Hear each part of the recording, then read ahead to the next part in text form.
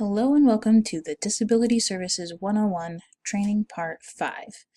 This video is primarily about adjusting time for tests and quizzes in Beacon Learning with some additional steps for how to make your course more accessible to your students. Because accessibility can be such a big, overwhelming topic, I've broken it down for this video into 5 things. Alternative text, what does that look like? How do you make it meaningful and descriptive? How do you ensure that the content is not lost? PDF readability, image versus text, quizzes, user overrides, and keyboard access, using the headings in Word, and meaningful links.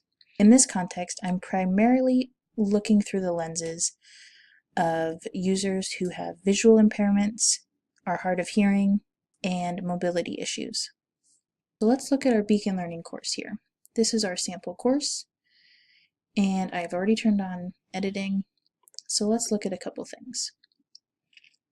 In the context of this sample of the White House picture, I'm using it as an example to show the columns for some sort of colonial type of architecture.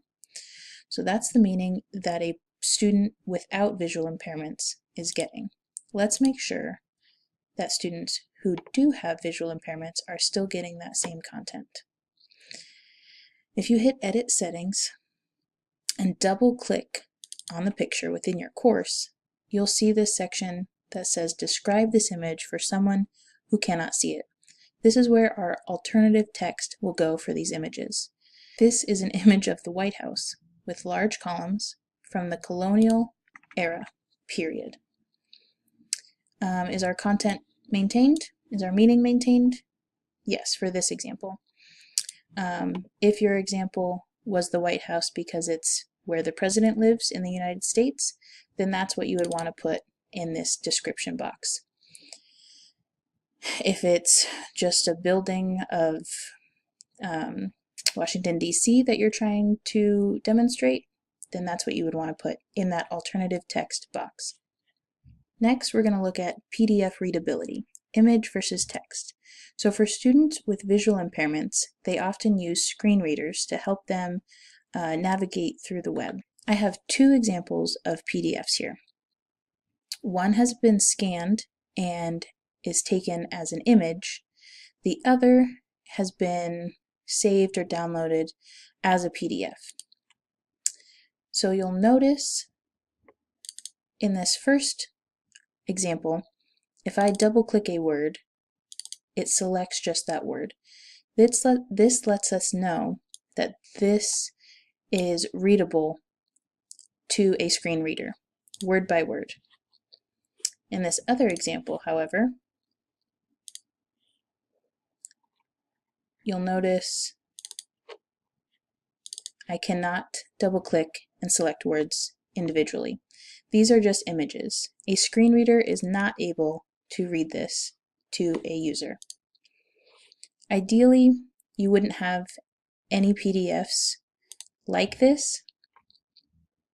However, if you do, please just keep in mind that your visually impaired students will not be able to read this as easily, so you need to make this content accessible in a different way. Next, let's look at quizzes, specifically user overrides and keyboard access. What I mean by keyboard access is that all of your content should be available by the keyboard just as easily as it is by a mouse.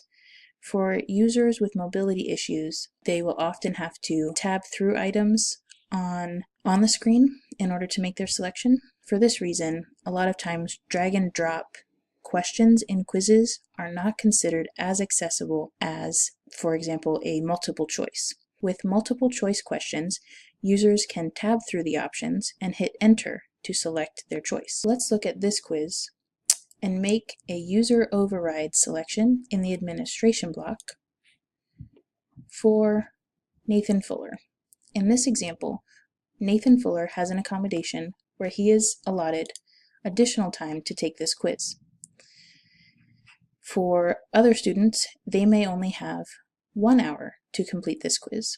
For this student, in this example, Nathan Fuller, he has been given 2 hours to complete this quiz. So let's add another student. Let's say, oh, and this is a good point. Sometimes you will notice that your browser, your web browser, will want to autofill your passwords. If this is happening, make sure you delete everything to have a fresh page. So let's select this student, Elise, and I'm going to give her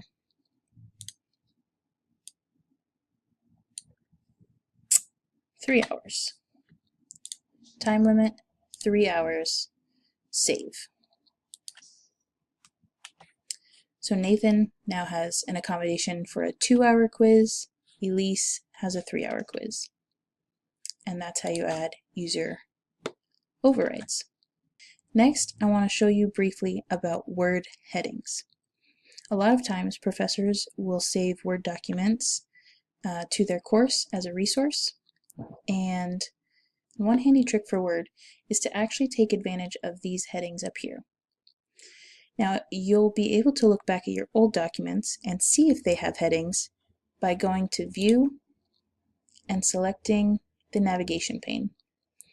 This navigation pane will display different levels of headings throughout your document. This is really nice because as users who don't have visual impairments, they can just skim through the document, select what they would need to reread, and reread that section. For users with visual impairments who are using screen readers, if they need to go back and re-listen to a certain section, they will have to listen to the entire document. By using headings, you will allow them to skip through sections and essentially skim the document for what they specifically need to re-access. Lastly, meaningful links. For users who are listening to a screen reader, they would have to listen to all of the links on a page in order to find what they're looking for. If you're using a screen reader, for example, and it's reading click here for a link, the user is not going to know which link that's going to without listening to the entire document again. Same thing with a string of URLs that don't make sense. Please click the link youtube.com/watch. For this reason, a better way to add these links would be the word that provides meaning for the context. So in this example, syllabus would give the user with the screen reader much more context than click here. So I'm going to link this particular phrase, the syllabus, to my document. With this YouTube link, you might select the phrase YouTube video on accessibility and use that phrase to link your video. Those are just kind of a quick overview of different accessibility pieces to your Beacon Learning course.